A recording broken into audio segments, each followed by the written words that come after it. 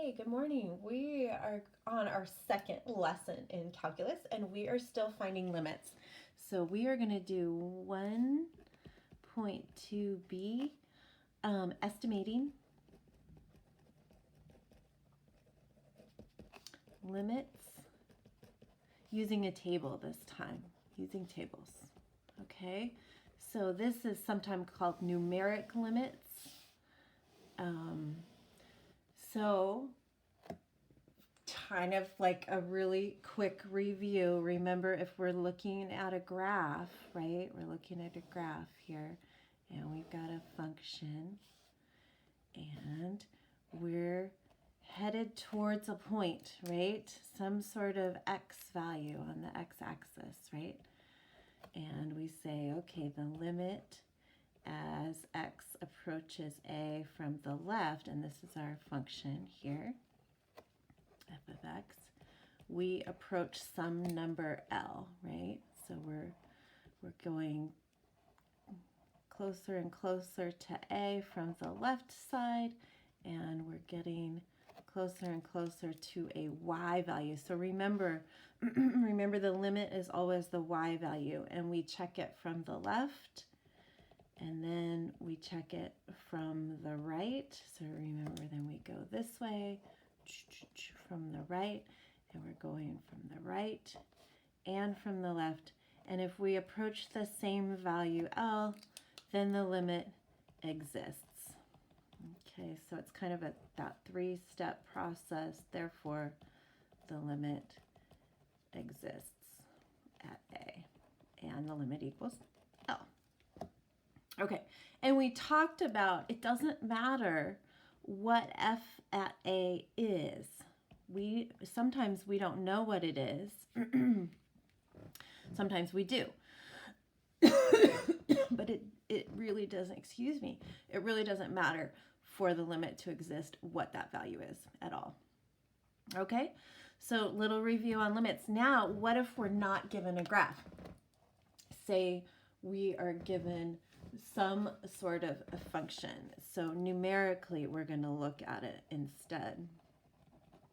All right, so numerically, let's say we're given, and here's our example one. Can you guys see that? Yeah, okay, good.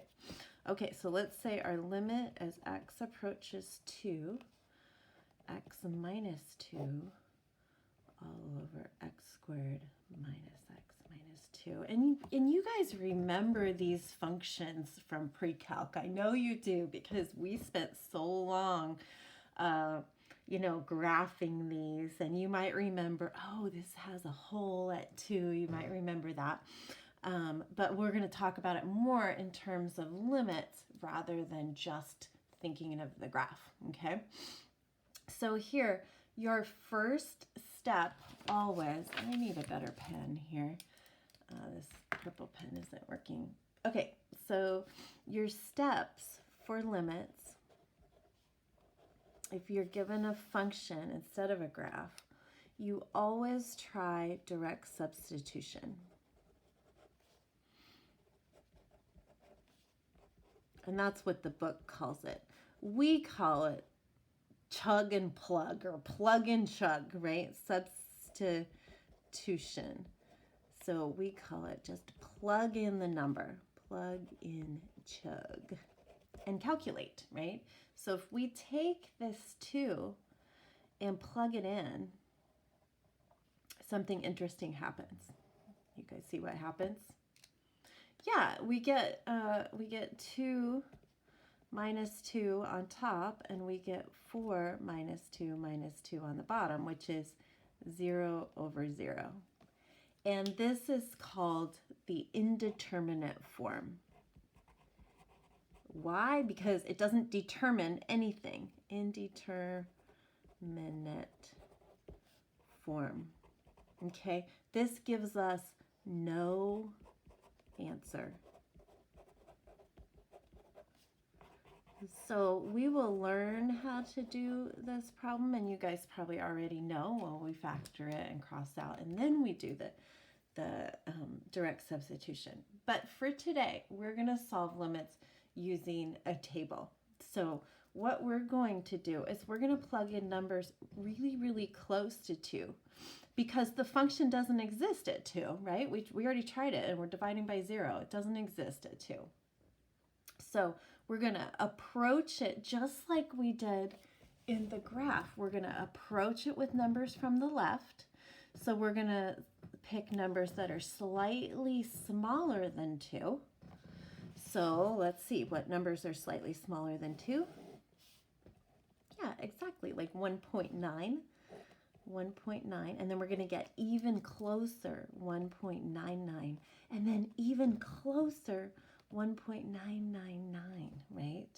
And then we're going to do the same thing here. We'll leave 2 in here.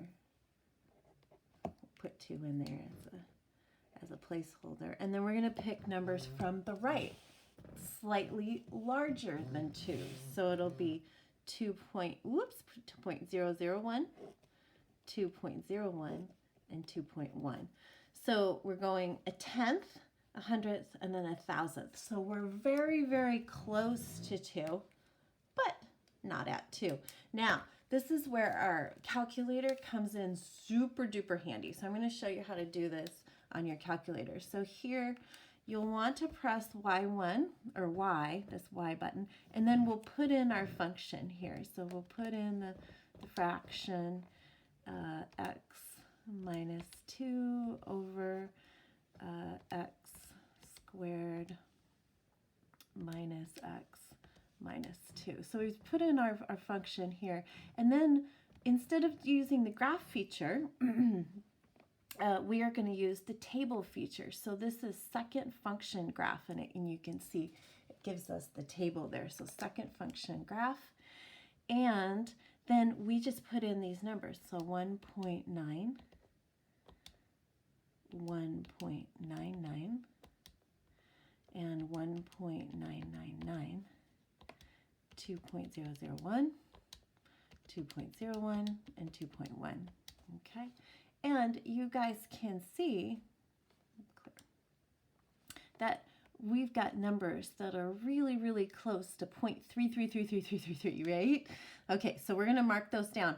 If your calculator is not behaving itself, the problem typically is you'll have to go to table set, and you want the independent variable, the x variable, you want it to prompt you. So you want that to say ask. Okay, so that's, if it's not behaving properly, that is probably your problem. Okay, so here we go. Let's go ahead and write those down. So we've got 0.3448,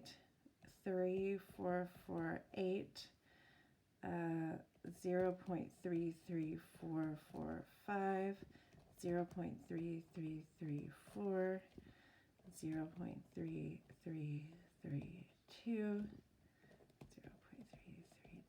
and 0.32258. So you can see we're getting very, very close to 0.33333, which is, you got it, 1/3. And that is our limit. So what we did was we approached 2 from the left, right? X approaches 2 from the left, and we approached 2 from the right.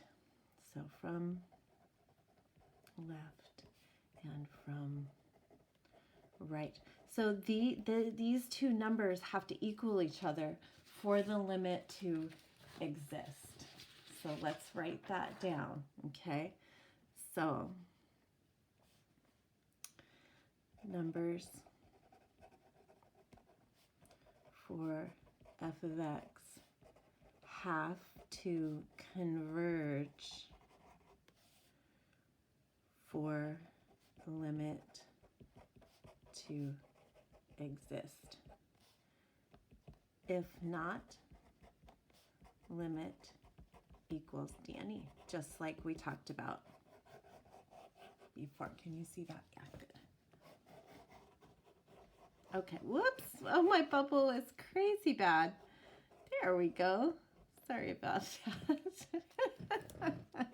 Okay, let's do one more quickly so you can see. Let's do one with trig. So make sure your calculator is in radians. Okay, so calculator in radians. Make a little note of that. Okay. All right, here we go.